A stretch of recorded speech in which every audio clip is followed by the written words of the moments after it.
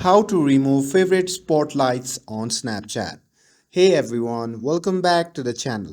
In today's video, I'm going to show you how you can remove your favorite spotlights on Snapchat. So without further ado, let's get started. So first thing first, open the Snapchat app on your phone.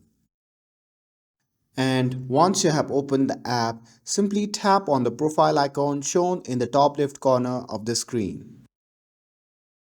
And once you are in your profile section, simply scroll down until you see the option labeled as Spotlight Favorites and Repost.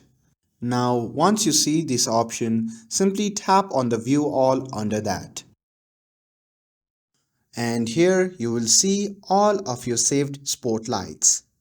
And now to remove the spotlights videos, simply open the spotlight videos from your favorites, and once you have opened it, simply tap on the heart icon at the right side to unlike it.